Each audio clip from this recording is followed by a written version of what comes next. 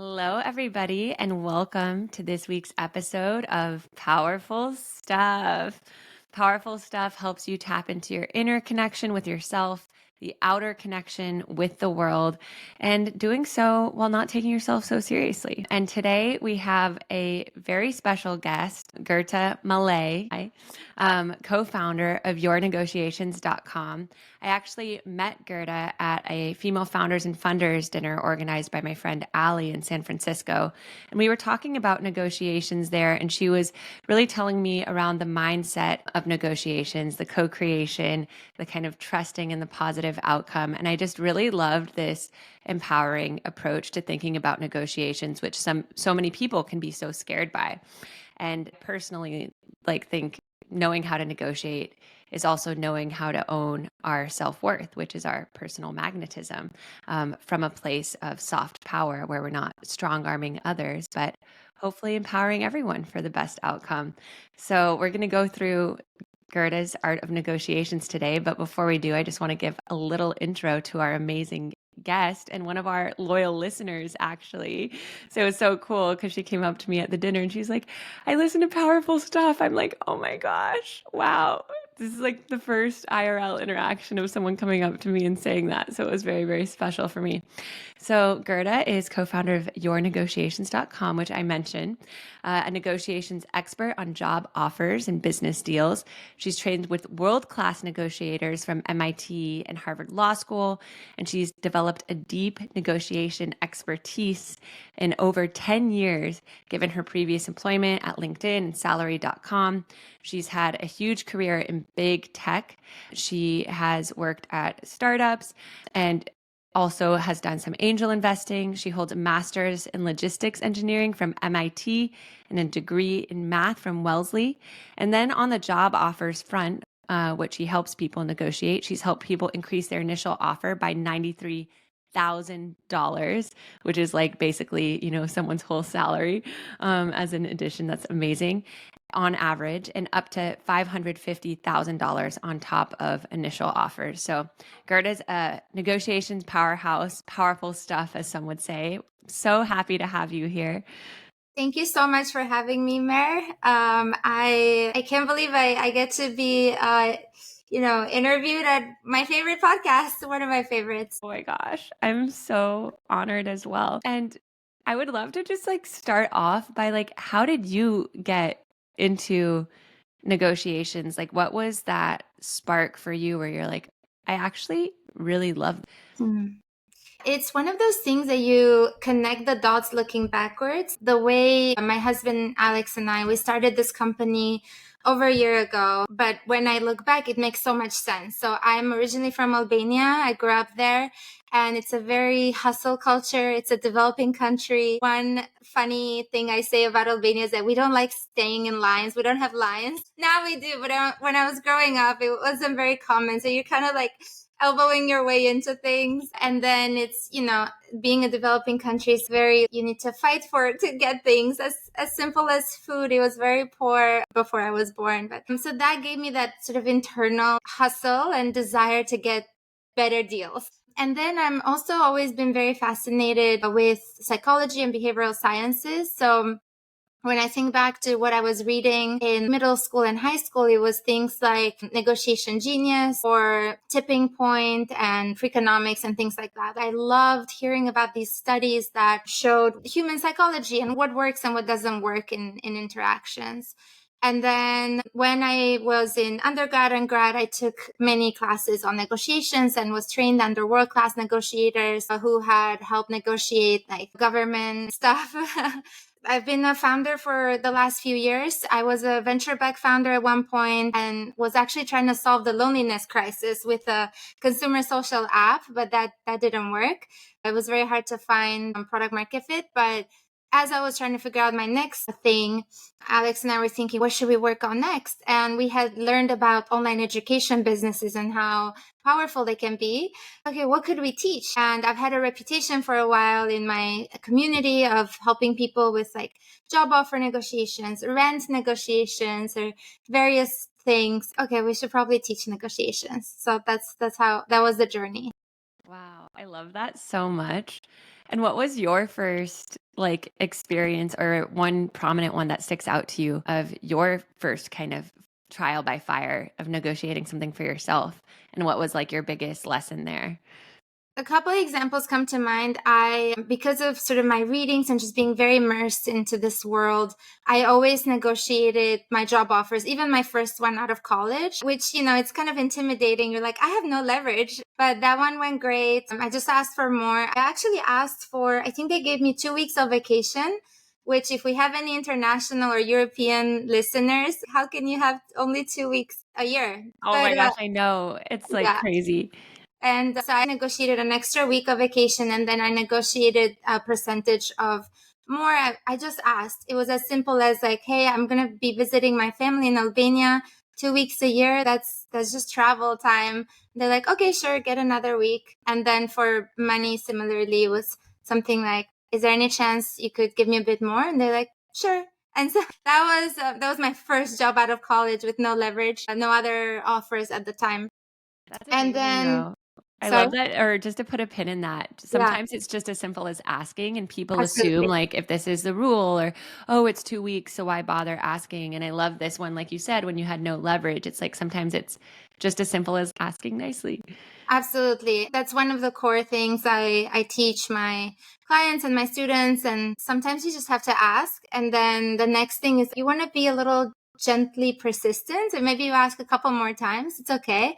Those are some of the principles. And then the other thing is maybe along similar lines, just not stopping yourself from something because you think it's impossible. So I help someone, they were buying a home and I was helping with various negotiations. I negotiated lawyer fees, I negotiated home inspection fees. And the real estate agent was like, wow, I didn't know you could negotiate those. So the person who's supposed to tell you what to do and what to negotiate was surprised. Again, it's wild what and how many things you could negotiate. Yeah, just not assuming things are set in stone, but rather like, what if I ask? I Exactly. I love that so much. And then what is a time where like a negotiation didn't go well, but you had like a deep learning from it, whether it was for you or for someone else, or just like a faux pas that happened that ended up being like a huge takeaway of like, I'm always going to remember this. I'm trying to think of a good example, but more broadly, sometimes you ask very nicely. I've heard this from other people, and the other party could just overreact to, even though you ask like very nicely, they absolutely overreact. Some people tell me stories of this company withdrew my application because I asked. Now, none of my clients have had that happen because I always tell them you want to ask very gently and nicely and professionally. It wouldn't make sense for them to retract the offer if you ask in that way. But some people will overreact, and the takeaway is you have dodged a big bullet there. If Yeah. you imagine if I come to you, Mary, I'm like, would you mind if, ABC, we start this interview later or whatever? And you can simply say no. But if you're like, no, I'm just not going to interview you at all. Okay, that's an overreaction. It's probably for the best that we don't engage. Right. Yes, that's so true of like rather than if somebody does have an overreaction, rather than going into like people pleasing mode or trying to prove to them, it's like this is actually an indication of what it would be like to have a longer standing relationship with them. So it's like you can keep the power or the ball in your court by being like, do I even want to work with someone or engage with someone if this is going to be their reaction? Yeah, absolutely. Yeah. Rather than feeling like I'm walking on eggshells. I love that so much because it keeps you rooted in your own self worth. And I was going to say, maybe before we go into some tactical steps of negotiations, if we could just talk a little bit about like what I love about your negotiation tactics is so much of the mindset and Mhm. the energetics around it. So, yeah, could you share kind of some of the stuff that you coach your clients on, kind of just like that foundational energetics of negotiation and things they can do internally before they even say anything to someone else, like just the mindset that they should cultivate going into it? Yeah, I feel like a lot of my job is to debunk a lot of myths that are out there. I guess I can combine these two questions. One of the things that backfires is people taking things personally and also playing difficult in negotiations. You want to have your own mindset of I'm not gonna take things personally. This is just the job market right now, or this is just a business deal. And also, you don't have to play difficult in negotiations. It actually needs to be very collaborative. So you go into the negotiation deal with the mindset of, we're in this together. We both want to make it work. Let's think of ways how to make it work that we're both happy with. So those are some initial mindsets that I coach people around.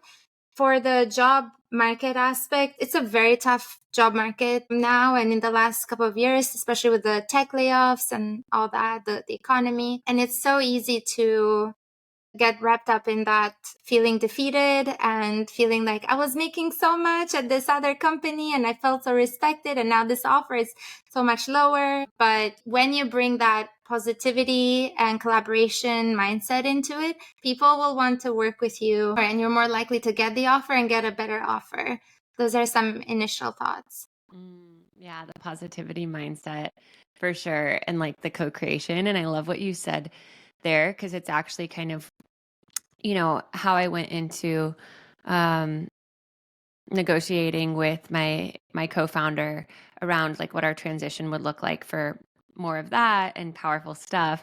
And we've come to a really great place, and I'll still be involved with more of that. But when we went into it, it was kind of like setting the tone of we both love each other. We're committed to having these conversations, however difficult they might be, until we both feel happy with the outcome, and it's what's best for us, and it's what's best for more of that, and it's what's best for powerful stuff. So like keeping that at the center of our hearts and like starting each conversation and ending each conversation reaffirming that, I think helped lower my stress and anxiety level so much, especially because it was a good friend and is a good friend that I had started a company with. And yeah, I just think like that tone versus like I need to be up in arms and on the defense and like Yeah, all of that, which yeah, would have I made love it that. like a lot more like nasty and kind of like disregarding all the love that we had for each other and have for each other.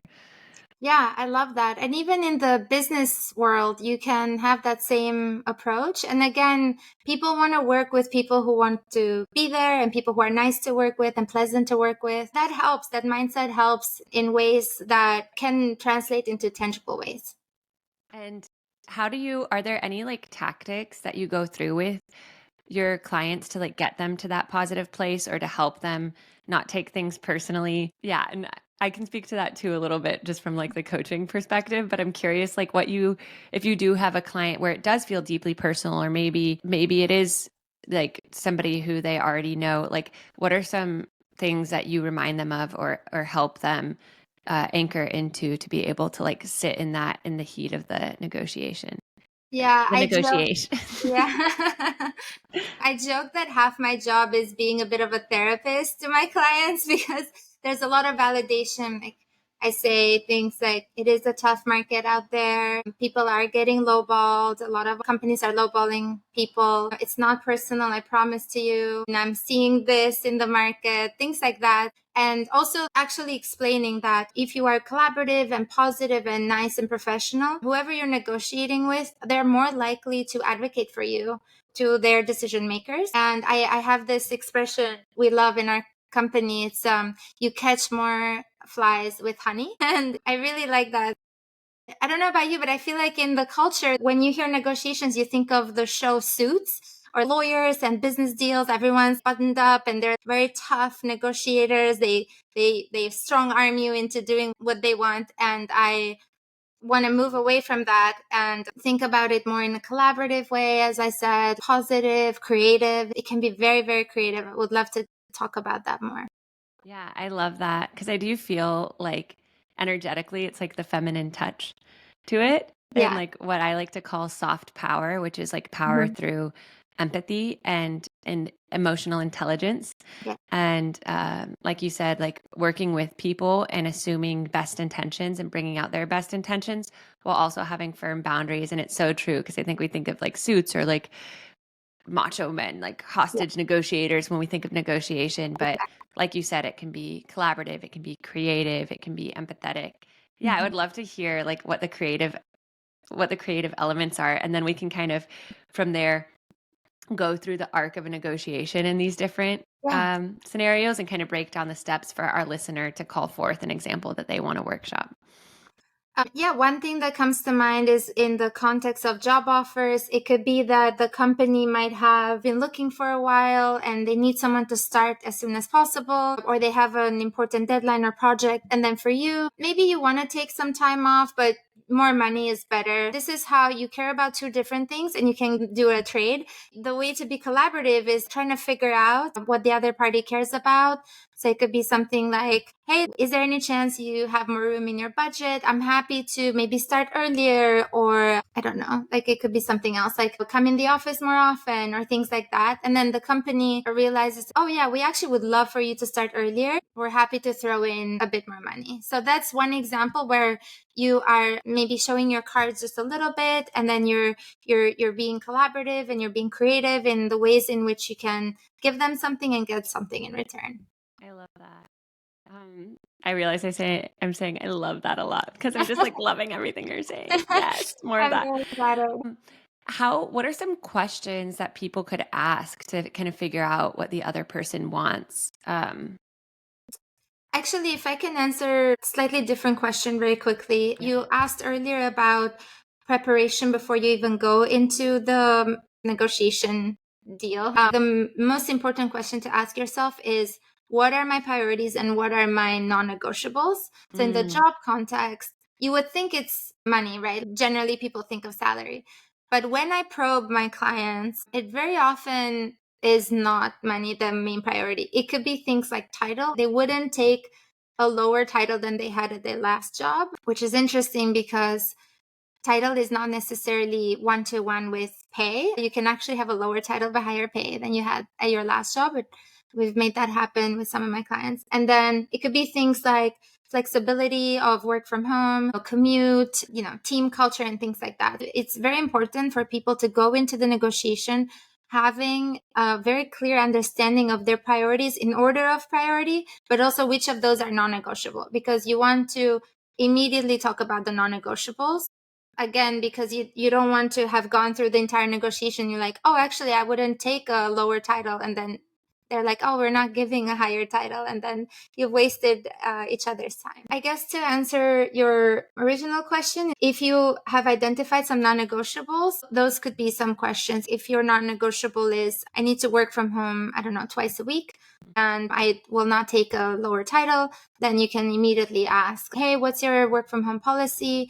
And wanted to double check if the title is this one. The reason I mentioned that is because again, this is an employer's market right now, and a lot of companies are going back on their original offers or their postings. And sometimes the offer people end up with is a lower title, lower pay than what the company had posted, unfortunately. So you actually want to double check that up front. yeah, that's great. Because also, I love how you frame it as a question, like assuming best intent rather than saying you're non-negotiable of like, just so you know, I'm only Yeah. going to work from home. It's like, hi, I'm curious, like, what is your work from home policy? And Yeah. like just double checking the title. It's like that underlying, like assuming best intent versus like being on the defense of like stating like, this is my. Yeah. And I actually have a personal example on this. So when I first moved to San Francisco, I got an offer from LinkedIn, but the job description said, this position is based out of Sunnyvale, non-negotiable. It even said there, absolutely not SF. And I just happened to be living across the street from the San Francisco office.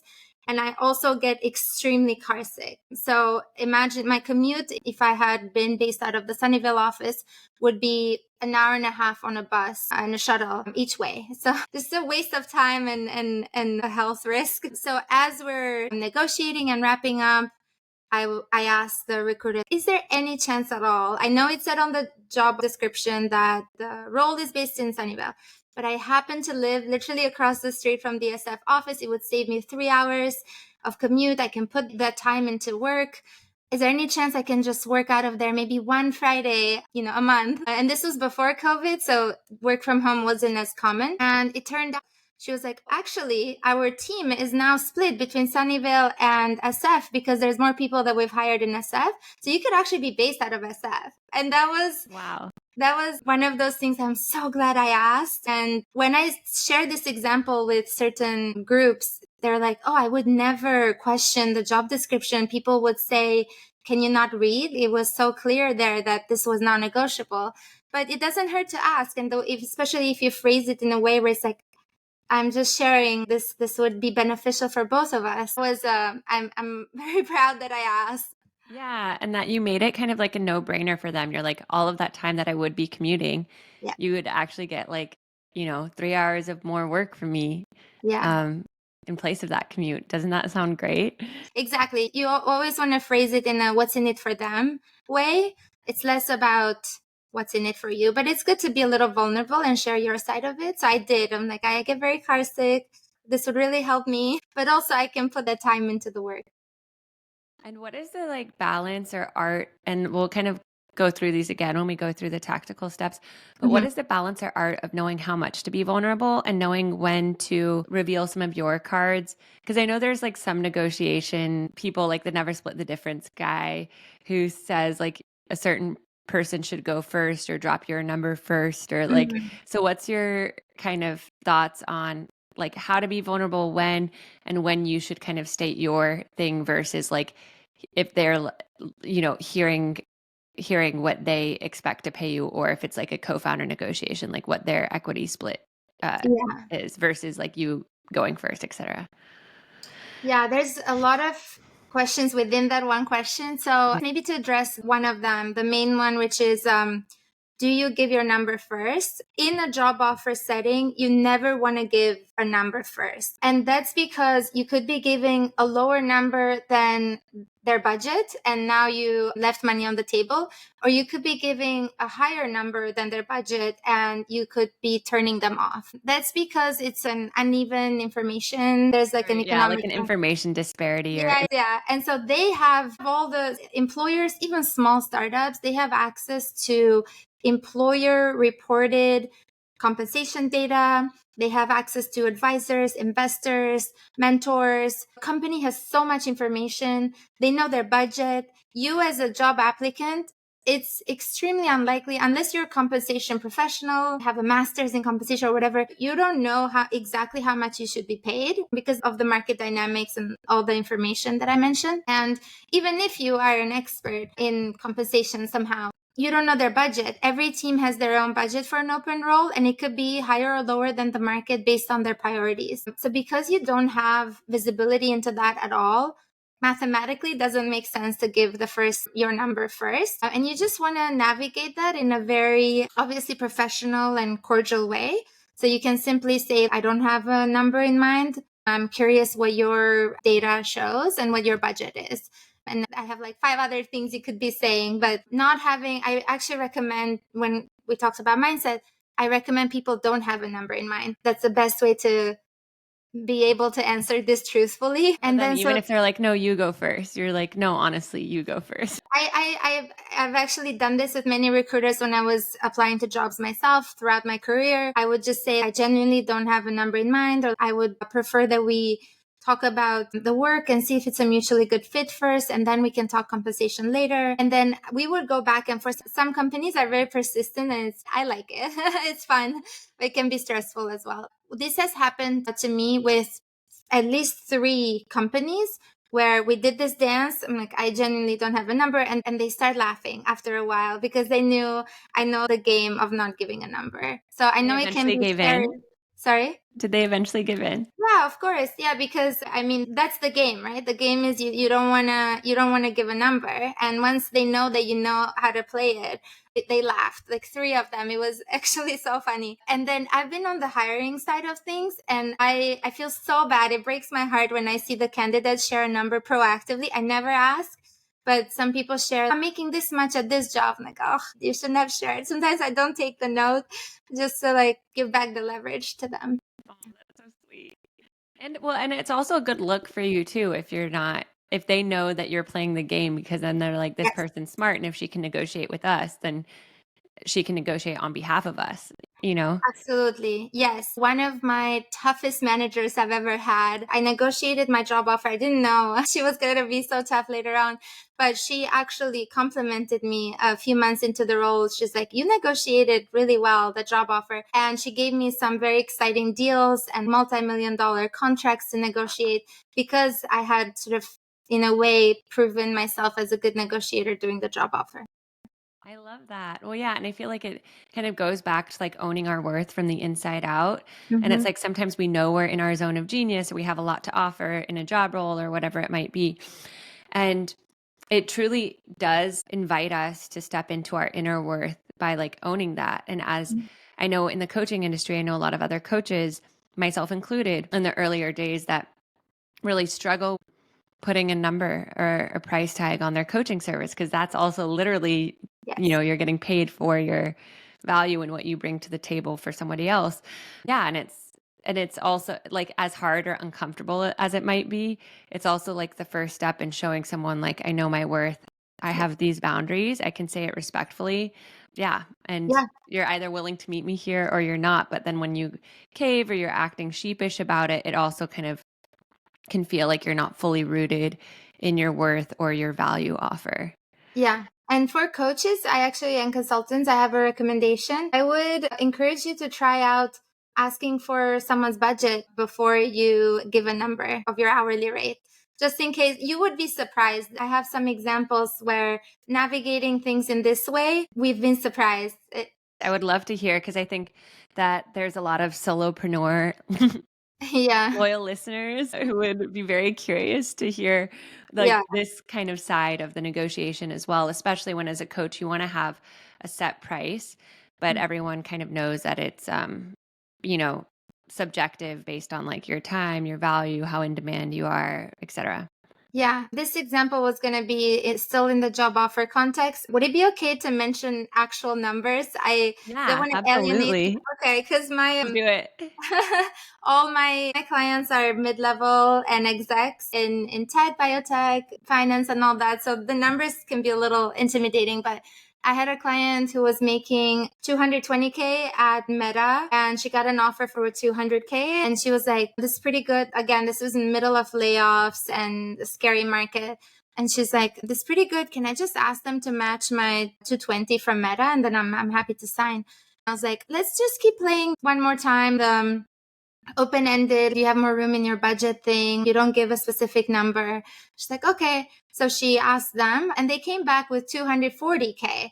She would have missed out on the extra 20K if she had asked for a specific number. That's one example that comes to mind. Yeah, highly recommend. And then if you just so happen to if they're lowballing you, you can always say things like, hey, well, my research shows this, or my last client paid this. Then you can sort of come out of that with more tangible examples, but you never know what their first number could be. So I strongly recommend trying that out. Yeah, that was actually going to be my next question if like they come back with a disappointing number.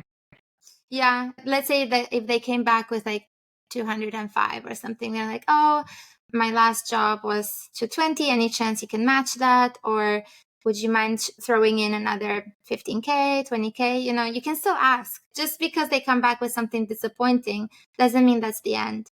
Right. So it's not taking it as a final answer, but Yeah. being like, okay, they might have expected that, or they might have been starting low because they know that it won't be the ending number. So I might Yeah. as well try. And then I guess going back to like the coaching example, let's say like when you are a coach or a solopreneur or consultant, when it's kind of like they expect you to have a set price. How would you recommend navigating that? Because you could ask, like, what is your budget? And then I guess, like, tailor it or be like, well, I usually charge this, but for that amount, we could do this. And this is what you would get for the full amount. Or, like, what do you recommend to triage there?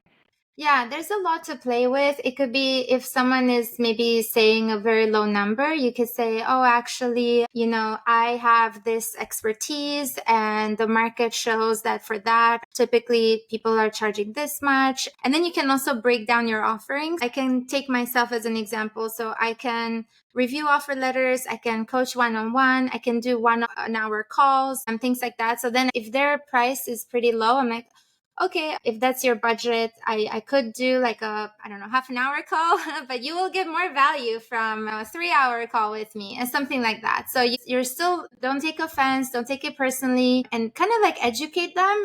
A lot of people, a lot of clients probably don't know what the prices are out there or like what the different offerings are and what your value add is. So you can just kind of pull them out of the number they gave you, and you can either say, this is what you get for that, or maybe you want this other suite of offerings. Yeah, that's great. It reminds me, or earlier on in my career too, and I do corporate stuff now, like with companies and whatnot, but like I didn't really have, because I was just in the coaching world, like as much of a context for like how much companies are willing to pay, and startups are different than corporate companies. Yeah. And so like, there was one time that I way undershot what I should Mhm. be, or like somebody was like, "Oh, well, what would you put together a budget for us of how much it would cost to have you do this thing for our team?" And I like way underballed it, Mhm. which made me seem like really inexperienced. And then the horrible thing about that, but then we all learn and grow, and I love and forgive myself, is that then I had the pendulum swing the next time. Mm. And I was like, oh my gosh, I thought I was inexperienced and unprofessional. So the next time someone asked me, I maybe gave like double what my gut was telling me. And then they were like, this is way too much. We don't have budget for this. And they, rather than even negotiate with me, they actually just then started pulsing a few other executive coaches and found another coach Mhm. before before we even had another dialogue of, or I had said them when they said that's too much. I was like, oh, well, like what, I want to work with you on this. And so Yeah. yeah, just This is curious your exactly why you thoughts don't on want to how give. I handled that. I know they were Yeah, both learning experiences. yeah, exhibit A and B, why you don't want to give the first number. Yes. Yeah, exactly. But Yeah, when they said sorry like that put happened. together your budget for this, because that was like over email, I should have just been like, well, how much do you guys have in budget? And then I can tell you what I offer based on. Yeah, there's different ways you can navigate that. You can say, here's a list of my offerings. What is your budget for this? You can ask, how much have you paid a recent coach or a previous coach? You can say, well, there's a range of coaching in the market. You can kind of probe. You can be like, coaches in the market nowadays, the education piece, they're charging between this much and this much. Which side of the range were you more open to? So you can like probe in different ways without necessarily saying, I charge this much, because that's a fixed number and it can be scary. So you want to work around that. Yeah, definitely. And I guess like the second example was like the same thing of like, how much is in your budget for this experience? And let me see if that works with like my offerings. Yeah. But it was just so funny because I got like shot in the foot from the low end and the high end. And yeah, I've definitely learned my lesson since. And to be clear for everybody listening too, it's like with coaching, I know it says so subjective, but it's what I try to help my solopreneur clients or other coaches who I coach um, with now, which is just like really owning and believing in the value of what we are offering, and trusting in like how what type of client would feel good for what amount of time. And as our schedule starts to fill up, like energetically, how good does it feel to hold space for one client or for a company offsite, and like kind of, yeah, checking in with your intuition of what amount would make you feel resentful to do that Mm, yeah. based on like how big your workload is and like what type of energy you would be or space you would be holding for that person or people. Yeah, that's a great point. It comes back to, you need to know your own priorities and non-negotiables before you go into the deal. So, yeah, like you said, know what amount it would make you resentful. Like, of course, what's your walk away point? Yeah. And how do you navigate like kind of what we just talked about, but let's say it's like an equity conversation Mhm. or like the formation of a company or the breakup of a company? Does anything change, or do all of these kind of remain the same? Like if you were going into a company with a friend or getting out of a company with a friend or just regular business partner, does it change when you're like giving an equity number? There's a lot of transferability from one approach to another. You want to be very crystal clear with yourself. For me, when I was negotiating equity with a previous co-founder, I didn't want less than roughly, in my mind, I didn't share this, but I didn't want less than 25, 30%, just because it's a long journey and you give away a lot of your equity along the way, and you want to have skin in the game. And you can use those arguments with the other side as well. You can say, I want to be an equal partner in this because I want to put my whole self into this. I'm very committed. I will sacrifice a lot. So I want to have a good skin in the game. And that's a good argument. If I were to bring someone in as a co-founder, if I hear they're like, I want more equity because I want to have skin in the game and this be my baby too. I'm like, yeah, that's a great point. There's that. There's the collaborative aspect of it. I think of negotiations as infinite games. If you've heard that term, finite games versus infinite games. The world is so small. You will cross paths with people again. It's not about squeezing every cent out of the deal. You want to keep the relationship in mind. You want to keep the deal and prioritize the deal for it to go through. With equity, it doesn't necessarily have to be 50-50. If anything, actually, there's a lot of advice out there that says not to make it 50-50 because one person needs to have the final say and you don't want to be caught in cross the road all the time if you disagree. Yeah, I love like the idea of the infinite game, because bringing it back to our powerful stuff, spirituality, abundance truly is everywhere. And like, I do believe there's room at the top for everyone. And like you were saying, it's like, yeah, if we believe we'll cross paths again, or that, things could change in the future. And that's why too, with like my, current agreement around like our transition of more of that and powerful stuff, I'm like, this is what I'm willing to do. And let's check in, like in this negotiation, let's check in at the 3-month mark before we sign anything, and make sure that we're both keeping up our end of the deal. It still feels really good for both of us. And then at which point we'll carry out the rest of the transition and finalize it. But also just having kind of like a little bit of that trial period, or not needing everything to be finalized immediately, and kind of having trust in that, then I think incentivized us both, although we would do it out of the goodness of our hearts because we love each other anyways, but like to make it a win-win for the other person. So when the 3 months come along, both of us are like, yeah, this still feels really good. So then it's kind of like or I don't know if this is the Nash equilibrium, but the idea of like both of us wanting it to be the best scenario for the other person. So then we're both like trying to make that happen, because then it benefits us too.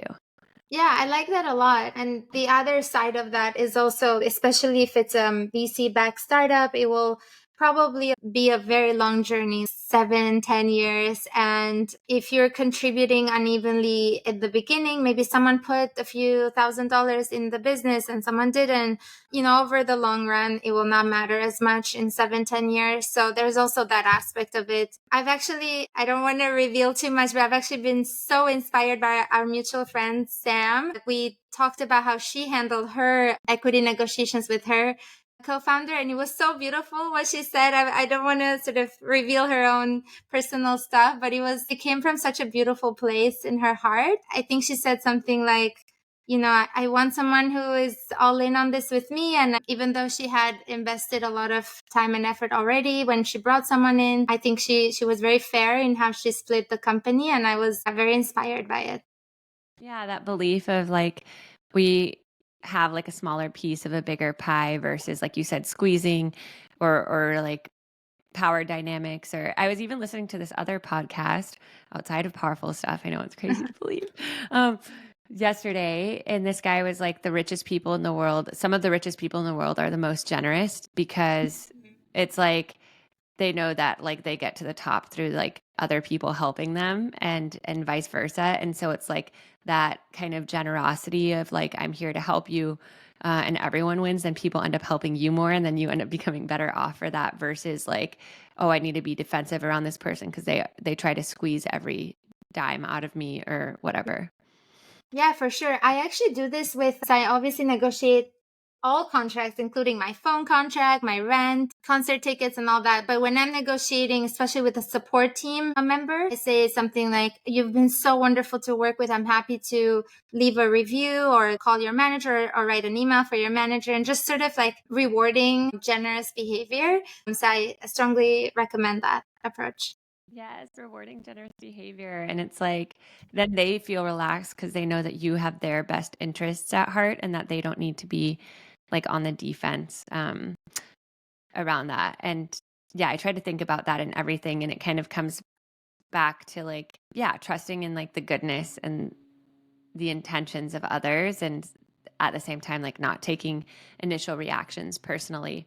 And Mhm. that's what I kept reminding myself in past negotiations, whether it was equity or co-founder stuff or whatever. It's like someone's initial reaction isn't always their ending reaction, and they're Mhm. allowed to have that. And that's why it's good to also like, or at least for me in those scenarios, being like, okay, well, why don't you sit with this and let's talk about it in a day or two or whatever, and not taking it as like their final answer, but just being like they're having a human reaction. Yes. Um, and it's not personal. And also, when they bring something to my attention that I find shocking or internally triggering, to kind of remain stoic and let Yes. like approach it with curiosity of like, oh, I'm curious, like, where is that coming from, or why is that important to you, versus getting defensive and internally I want to say like, no, I'm never doing that, but instead being like, yeah, I'm curious where that's coming from. I need to sit with that, let me think about it, versus feeling like, sometimes I feel like when people are given a number or something, that they feel the need to immediately respond. And I Yes. think that's been one of my biggest learnings too, of like saying like, let me sit with that and Mhm. not responding immediately, and truly like sitting with it, getting a few opinions on it, just sleeping on it. Yeah, absolutely. You touched on some very important points. One is that I get asked a lot, is there any time I shouldn't negotiate? And I say, you should actually always negotiate. Well, one is it doesn't hurt to ask, especially if you're doing it in a nice and professional way. The other piece is more practically in the job offer sense. The first offer is pretty much guaranteed to never be the final offer. That's because companies expect candidates to negotiate. At least one candidate out there will negotiate because they might have other offers and they can't decide. So they will ask the companies if they can match each other's offers. So because they expect candidates to negotiate, they leave some room in their budget to give you more as a sign of like, we really want you. So if you're not negotiating, you're pretty much guaranteed to be leaving money on the table. That's one. And then you touched on something else towards the end. I'm trying to remember now, but I So forgot. it was either the trusting that their reaction won't be the same, maybe long term, or giving it space, not responding immediately. Yes, yes. There's a couple points here. One is that silence is such a powerful tool in negotiations. A lot of people are not comfortable with silence, so they will try to fill it. So when you're negotiating, and let's say give you maybe a number and you're like, you're just sitting there, or maybe you say, let me think about it. Now I'm nervous. Oh no, is marriage just gonna decline us or something? Then I want to feel it. Well, actually, let me give you another X% because I'm nervous. You're just gonna leave the deal. So silence is very powerful. And then just to put my nerdy hat on very quickly, because I love math and have a degree in math, the probability of you having the right response on the spot when you are being made an offer or are negotiating live is very small. If you take time, you're giving yourself more time to have the right response to the negotiation move versus that slice in time for your response to be the perfect one right there. It's a very small probability. So you actually want to take the time. Do you have any other just like cool little like probabilities or statistics about negotiation that you can share with the Powerful Stuff fam? I have a counterintuitive thing. As much as I love numbers, in the job offer context, I actually don't think it's a good use of a candidate's time to go and do all the research out there. It's very counterintuitive because a lot of, like I said, our clients are mid-level to execs. And so they love numbers, and many of them have MBAs, and they're just going and researching. The reason why they don't matter is one, as a candidate, you don't have access to real market data. The employer reported data is actually very expensive to have access to. It's what companies pay tens of thousands of dollars to have access to. It's things like Carta or salary.com, and LinkedIn has salary data. So your data is probably not correct to begin with. And then second, it doesn't matter because each role has a budget attached to it, and they have their own reasons why they're paying this much. It could be, as I mentioned earlier, it could be they have some time pressure. Maybe they want to get a project started as soon as possible. So, okay, we'll throw more money at this candidate just to have them say yes. Or it could be that they don't have any pressure and like, oh, it would be nice to fill this role. It's a new role, but we don't have to fill it. So maybe it's a smaller budget for whatever reason. And so we don't have that visibility. And the market data, you can go to a company and say, this is what the market shows. You should be paying me this much. And they're like, well, our budget is not there. And you've spent hours researching. It's, yeah, it's kind of wild because my instinct is go do all the research and find all the numbers, but I recommend not to do that. So it's almost like going in blind and kind of seeing what they offer and then checking in with yourself. Is this something I'm willing to do? And then I think it's interesting too to consider if they really do have a certain salary that you were expecting higher, but that's literally like not what they can pay you. Then how do you negotiate like I don't want to say like the freebies, but like, okay, I'm willing to do this lower salary for you, but then can you match me with these vacation days or this equity? Or how do you negotiate like that second round where like maybe they actually couldn't meet your salary request or something, but how do you kind of like get the leverage back for like other things that you want to have? So let me zoom out a bit and share the bigger picture of the strategy that I'm recommending because there's a missing piece to see the whole thing. So you come in, you don't give a number, you let them say the first number because your number might be too low. You leave money on the table, or too high and you're turning them off. Then you negotiate through open-ended questions because you don't know the top of their budget and they're not going to, there's no way to know unless you have someone on the team and they shouldn't be sharing with you. There's no way for you to know the top of the budget. The only way to know is if they say some magic words, which is, this is our best and final offer. And then to your question around what do we do if, let's say they say this is our best and final and it sort of falls short of your expectations, I would say keep that list of priorities in mind, move down the list. So, okay, you negotiated cash or equity and all that. And then maybe now you care about work from home or travel reimbursement or things like that. Then you can go down that list. Amazing. Yeah. And what do you do if like you've reached a stalemate? Like, or I guess maybe that's kind of going back to what we said earlier of like, are they the best company to work for? Because I think some people maybe then settle or like, well, I guess that's that. Or like you said, it's like a tough job market or for whatever reason, but like, yeah, the salary's lower than expected. Maybe they're not budging on the other stuff and you're starting to be like, should I just say yes? But then it feels like maybe more resentful or you're not in that position of power. So like, how do you think about then making that decision if you should work with them or kind of like reclaiming your own power in that situation? Yeah, that's a very personal decision. It depends what your savings or priorities are in the family sense. But what I recommend in that context is, and actually I always recommend this, get another offer. And it doesn't have to be competitive to this first company that you're excited about. Of course, it can't be completely out of left field, but it needs to be somewhat in, let's say if you're applying to tech, it could be in tech, but it doesn't have to be the best offer ever. And the reason is, there's a couple of reasons. One is just saying that you have another offer makes you more confident. You are handling the negotiation from a very different mindset. Companies can read through that. They negotiate day in and day out. They can really read a candidate and can tell if you do actually have another offer or not. And of course, this goes without saying, but you don't want to lie about having another offer. Of course, it's unethical, but also they can read that. It's a lot of micro expressions that show up. And so get another offer for your own confidence. It also unlocks new mechanisms in the companies. Once you say you have another offer, they don't want to lose you. They have spent a lot of time interviewing you and they like you and all that. So it does that. It generally opens up new budget. And then the other piece is this actually happened to my husband, Alex, where he actually fell in love with the second company. So he was, okay, I'll get another offer just because you tell me to. Yeah, just for that leverage. Yeah, for that leverage. And no, I'm in demand. I get to make the choice. It was actually for his type of role, you had to do take home exams and it would take tens of hours, at least 10 hours. So there was a cost to it. Of course, there's a cost to getting another offer. There's so much time and effort. But he ended up falling in love with that second company. And that's the offer he went with. So you're also giving yourself more optionality in the event you do like the second offer more.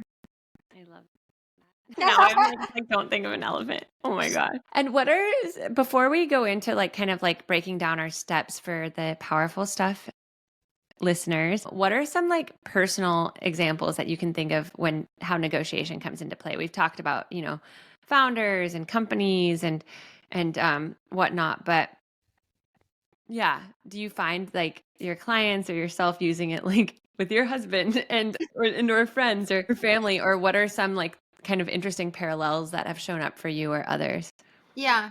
I negotiate everything. I negotiate obviously rent. I didn't know some people didn't even think to negotiate the rent. I live in San Francisco and I have always had a way below market rent, even though SF is so expensive. I With that, or negotiate. just a pause there, because I'm sure everyone would like to know how to do that. What are a few of your main like quick tips of things Yeah. to say or what to focus It's so interesting how there is a lot of transferable tips that I've already mentioned. So get another offer, find another similar place you could be staying, and then be gently persistent, be very collaborative, expand the pie. So something like a managed building. And so I say things like, I would love to refer friends here. I have so many friends who want to live near us, and I'm happy to refer them, or offer something like I can write a good review on Google Maps and Yelp and things like that. So offer things they might care about, or if you're negotiating with a specific person, you can say, I'm happy to, tell your manager how great you were to work with, things along those lines. So whatever you can offer, just maybe list as many things as you can, what's in it for them. And with Um, that, or just curious, because like usually there's like that set price they say, yeah, or in like LA or SF, sometimes there's like a lot of people applying to live in the same place. So then yeah, how would you manage it then, or what are some questions or things you could do in that scenario, especially when they're like, this is the rent yeah. and we have a lot of other applicants? This actually happened to me. Sometimes in negotiations, they say ask for a bit more and you'll probably land in the middle. So my building had a 4 weeks for free concession when I first moved here 5 years ago. I'm currently at a different building, but anyway, they had 4 weeks for free. And I go there to negotiate because it's what I do.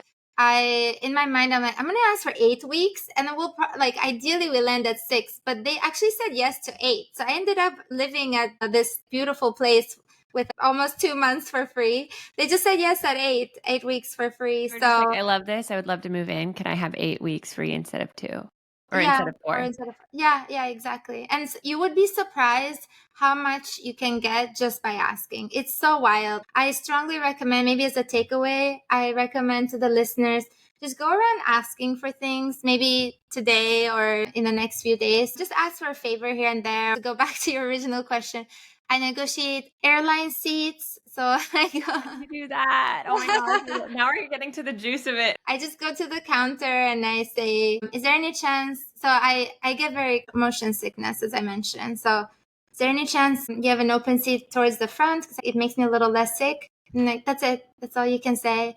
People want to help. And I always try to help in back. So maybe with an airplane, I sometimes maybe bring snacks for the staff and things like that. What else do I negotiate? Oh, I negotiate concert tickets. So, How do you do so that? Oh my gosh, get me an Eras tour ticket for $50. That would be amazing. I'm joking. yeah, I will typically just get like an average price and then maybe either go to the counter and like try to sort of get to a better seat, or you could just go to the better seat if it's empty. And what happens if somebody comes and they're like, this isn't your seat?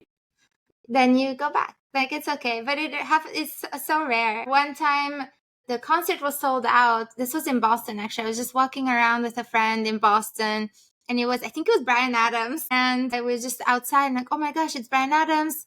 Can we get in? There were no tickets, and we just talked to the people at the door and like, is there any chance you can let us in?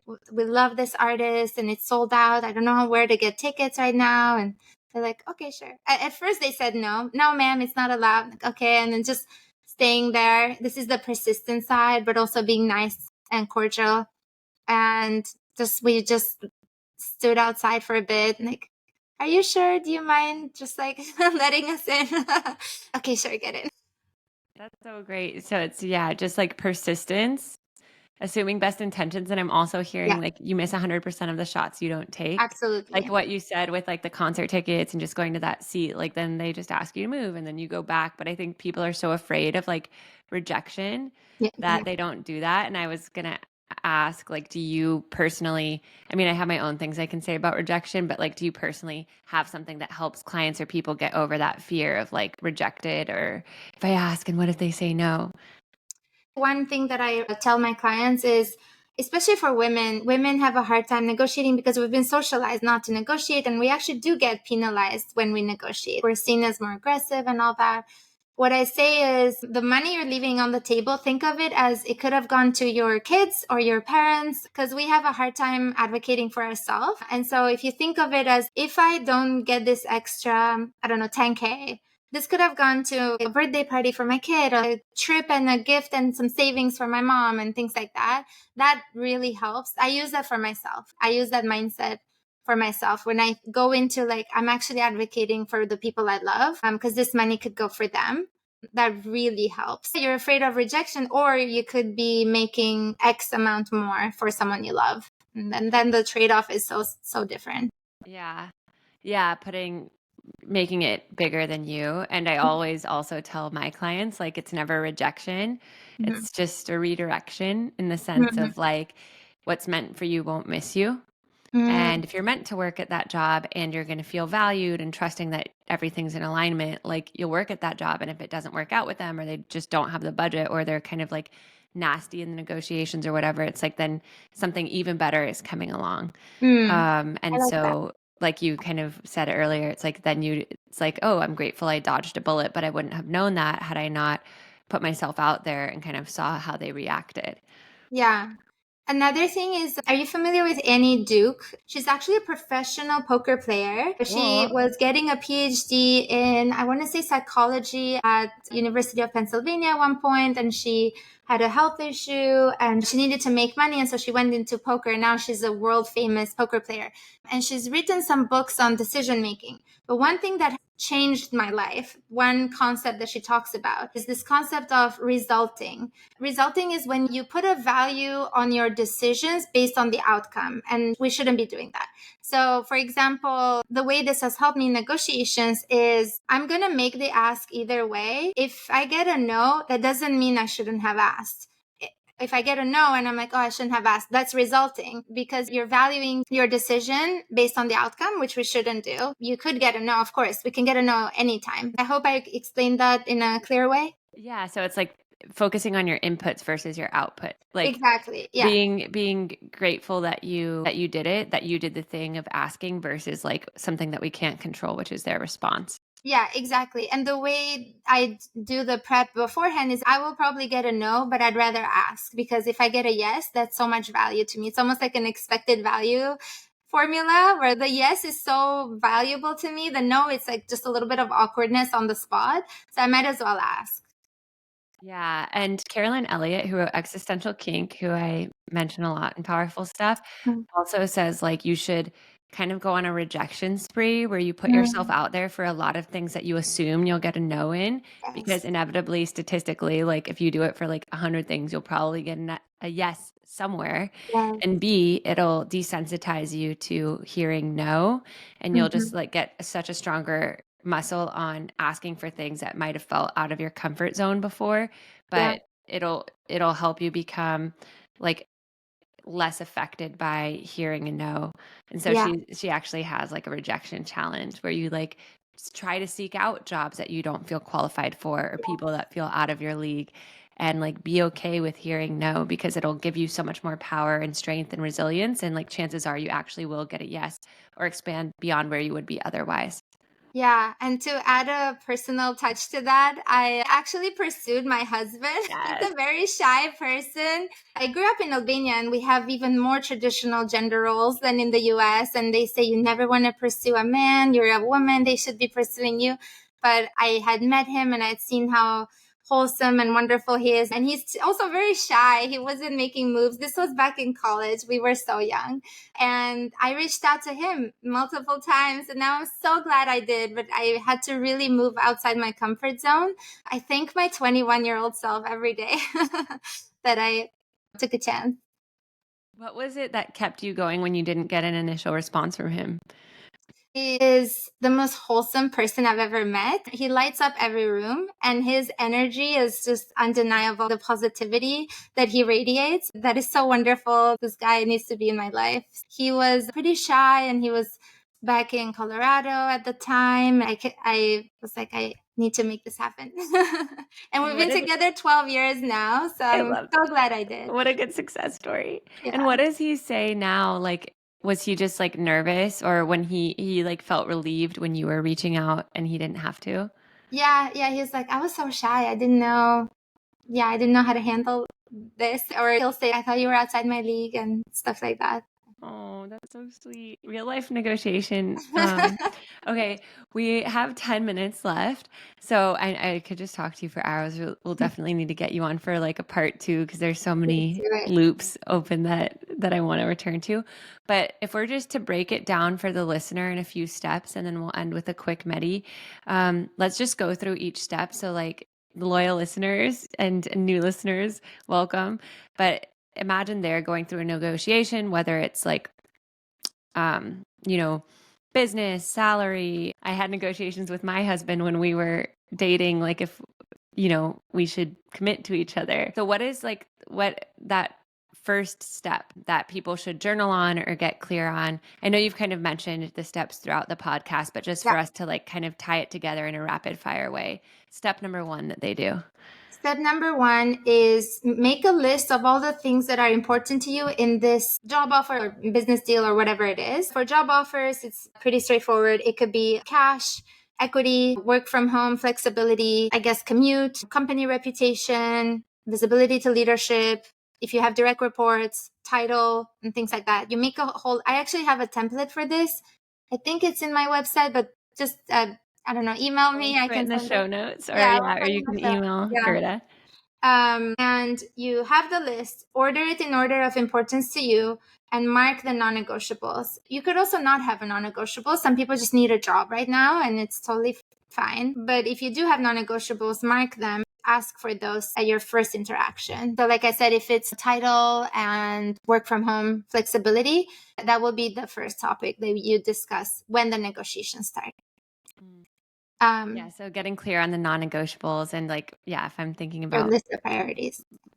My relationship with my husband when we were debating if we should commit because he was like on his motorcycle trip and not sure if he should be in a relationship or not because he always thought he would be single, but then he really liked me and we had fallen in love in LA. And when we went into the negotiations, I was like, or as I called them, I was like, for me, like my priority is safety. And if I don't feel safe, then I don't feel free. So if I don't feel safe with you, it's like it doesn't make sense for me to continue engaging with you in this sense. So anyways, for step one, I guess, in that situation, my priority was like my feelings of like safety with him. Yeah, that's beautiful. Okay, you already knew this. Yes. Or I'm giving a retroactive example, I guess. Okay. And then going into step two. Yeah. And sorry, just to go back to this in the business sense, it could be, I guess maybe with your co-founder, it could be like, do I need a co-founder to begin with? Let's say if you're not technical, for example, and you're doing a VC-backed startup, you need someone technical, and like having a co-founder is much, much better than not having one. But for some people, you don't have to have one. So it depends, right? This list of priorities is different for everyone. And it could be how important is equity for you and how important is that we have similar lifestyles, or there's so much to negotiate with a co-founder. I actually have a free worksheet on startup negotiations on my website. So step which two, is yournegotiations.com. Yes. For everyone listening. Okay. Yeah. And I think some people just go into things blind and they're just like, I'm just going to wait and see. But it's so important to get clear on what we value before we go into a conversation like that, because then it can feel really confusing, or we end up feeling good in the moment in the conversation and feel resentful later. So I love like step one, getting clear on what is actually your not negotiable and what will make you feel the most valued. Yeah, absolutely. And then step two is you want to let them say the number first. And then for your husband, I'm trying to figure out how this could apply. But I guess maybe it's good to hear in that type of relational negotiation, if we're going to call it. Sometimes we have our own desires and we're not hearing what the other person wants. So letting them say what they want. It sounds like he said he is worried about being in a relationship, but he also likes you. So it's good that now you have more information. You have some leverage. Yes. Yes. We Yeah. need leverage. Yeah. And so then with that, like, what do you recommend kind of like it, so people have written down their priorities and what they value, and Yeah. maybe you've gone into that first step of the conversation and you ask the other person first always of like what do they have in mind, or what do they suggest, and then what is like the next thing for the listeners to like write down or think about or get clear on from there. Yeah, it gets a little more complex from here. It's like a decision tree. So say, it gets more complicated, but you have your list of priorities and non-negotiables. You let them make the first move or number and all that. And then you want to start getting creative. You want to ask questions to understand what they care about and what they don't care too much about. And then you start to see if there's any way to be creative around that. There's like 20 things you could be doing here. So it's hard to break it down, but if there is one thing you really care about, you become gently persistent on asking for more in that direction, especially in the job offer sense and in the business context. I'm trying to keep all three up in the air, Yeah. but it's hard. Yeah. Yeah. And well, yeah, and I think it's also like kind of, yeah, with I guess the example that I gave, I think a big part of it was like acknowledging his viewpoint and like reflecting it back to him and letting him know that I understood it, and Mm-hmm. that like you know, I think I got clear on that. He was in a long distance relationship before, and it was very possessive, and he viewed like if we were in a long distance relationship, therefore it must equal like possession, and he won't be able to go to a bar on his travels and like just meet new people because like a girlfriend would be too jealous. So it was also like getting clear on what his definitions of like long distance relationship were and like the implications that those had for him. So then I could be like, actually for me, like what it means or what safety means is that like we're actually more free to be ourselves and go out and meet new people because we trust that like nothing is going to happen sexually or Yeah. romantically with like other people. Yeah. I love that. That's beautiful because you have the boundaries and you can play within that. Yeah. I love that. Now I'm saying I love Oh that. my gosh, we love it. And then yeah, like kind of what are like the ending kind of steps or final things for people to write down, journal on, reflect on ahead of like stepping into whatever negotiation they're going into? I was gonna say for the last step, it would be once you hear things like this is our best and final offer. I personally like to push one more time, and it doesn't have to be in the same direction, but it could be in a different direction. So we've been negotiating, let's say in the job context on the salary, and then I'm like, okay, this is best and final. If you feel comfortable, you can ask for a bit more in salary or you can ask for something else. Now you go down the list. And then let me think about journaling. What I would strongly recommend in general is actually not negotiating on the spot and live. Even I get nervous or like get kind of stressed out live. So it's nice to, as we talked about the probability of it, you have a higher chance of making the right negotiation move if you take some space and think about your and strategize your next move. Yeah. Yeah, giving it time and space, and like we were saying, like the silence. And then just to chime in with some of the energetics that I heard you say and that I love keeping in mind is just like maybe journaling on like how could it be a win-win for you and the other person? Like Mm-hmm. what is like that best case outcome where there's room for everyone at the top? And like if you're holding on to like a fear or resentment, what is that fear telling you? Why is it coming up? How are you projecting that potentially onto the other person, and how could you kind of like infuse that with best intentions or love, and then kind of like how envisioning yourself on the other side of the negotiation and like how Mm-hmm. you'll feel relieved, how you'll feel empowered, how it really truly did work out best for both of you, and kind of going into that conversation with those best intentions and that like same side of the table energy Yeah. attitude. I love that. Yeah, I don't journal much on negotiations. This is a very interesting. Thanks for sort of that approach. It could also be, I think, what has been the most surprising for my clients and students has been how your dreams can come true. As I Yes. mentioned, yeah. Double tweet or retweet. Go on. Our best performing client, we increased their comp by over $500,000 from the initial offer to the final offer. It was 550K more than what the company offered them. And that's just wild. So stepping into that, believing that it could be possible. Right. Yeah. Believing in the abundance, believing that, oh yeah, like I deserve this. And coming back to like that energetics of worthiness of like, who is that version of me? This is another good journaling question. Who is that version of me who knows that I'm worth it? Who knows that I deserve it? Who is that version of me who knows it and doesn't need to shout it, but is like relaxed in that confidence and it just oozes out of me? Mhm. And me getting what I want actually benefit the other person or the other party, because then they get a happier employee, or then they get a like even more energized co-founder. And so how does it create that like win-win-win for all of us Exactly. and like the entity that we're a part of?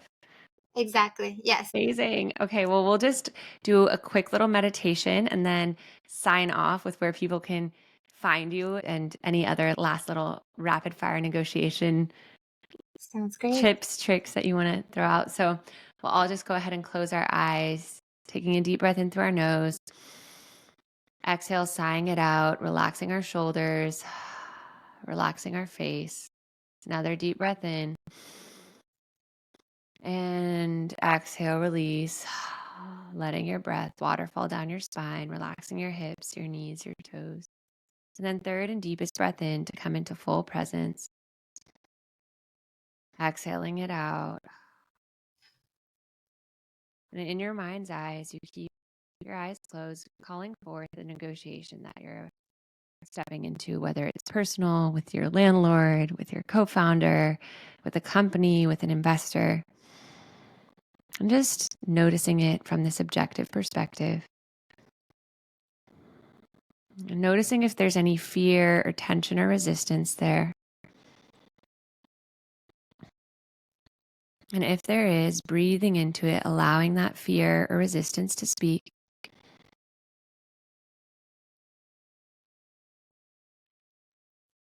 And as you let that fear or resistance speak, just acknowledging it and just knowing that it's just the smaller inner child version of you who might be a little scared of the unknown or of rejection. Just letting that fear or resistance know that it's natural that it's showing up. It means that you're on the cusp of growth. And as you breathe into it and acknowledge it, noticing it just starting to fall away, bringing more lightness, bringing more magic into the scene. And now imagine looking at the other person that you're negotiating with and just seeing them with so much loving light. Seeing them and their best intentions, their loved ones, their families, their whole world that they're a part of. Just seeing them for the wholeness of who they are. And then feeling them see you in that way. Feeling both of you kind of elevate and rise together as you both are tapped into your own light, and your reflection back to each other magnifies the other's light. Trusting in the positive outcome. And then watching the scene play out of this negotiation from this energy.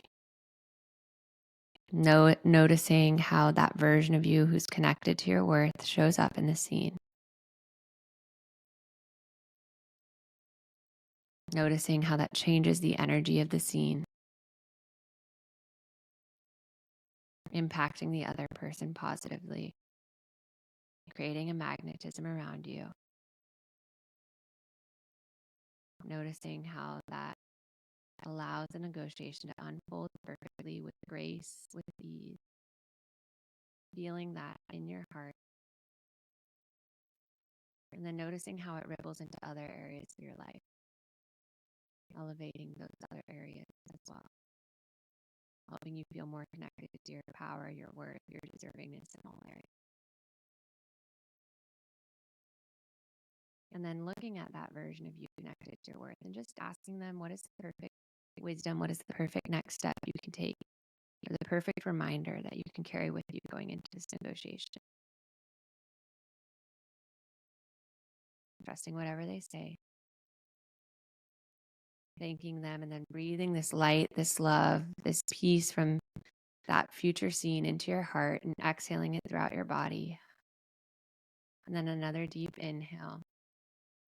Exhale, opening your eyes, coming back into space.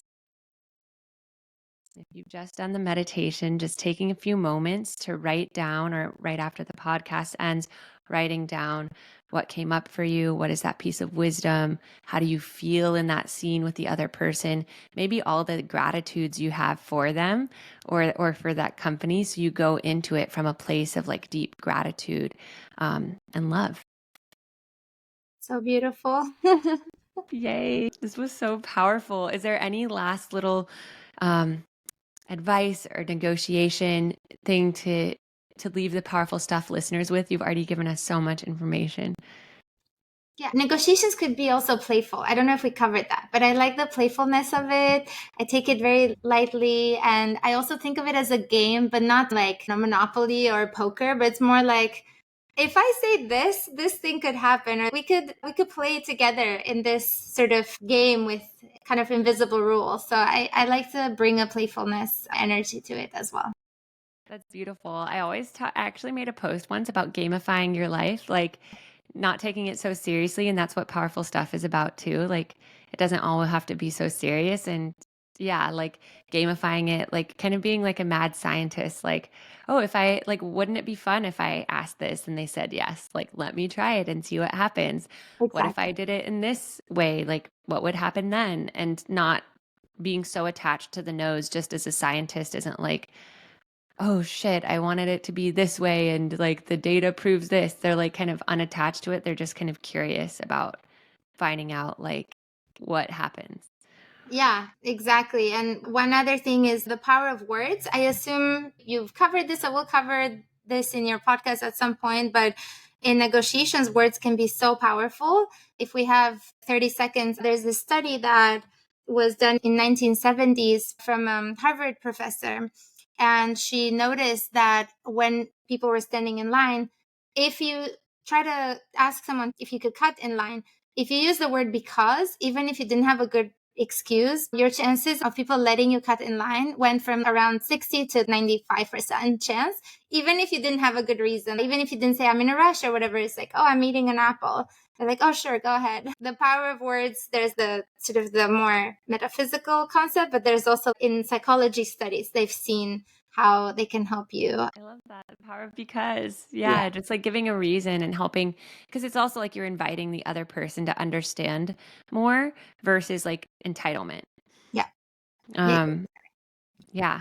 Wow, so powerful, Gerta. Oh my gosh, we're definitely going to need a part two because I found myself wondering like all your other little tactics, all the other things in your life that you've negotiated. I love your relationship example. And yeah, where can people find you if they want to hear more? Yeah, just go to yournegotiations.com, and I have some free resources there, and you can find my LinkedIn account, the newsletter. It's a lot of work, but you will find stuff on my website. Yournegotiations.com. Thank you so much for being here and sharing with us the lovely art of negotiations, the mindset, the tips and tricks around that. This has been so powerful, and we will see you all next week for more powerful stuff. Thank you so much. Thank you.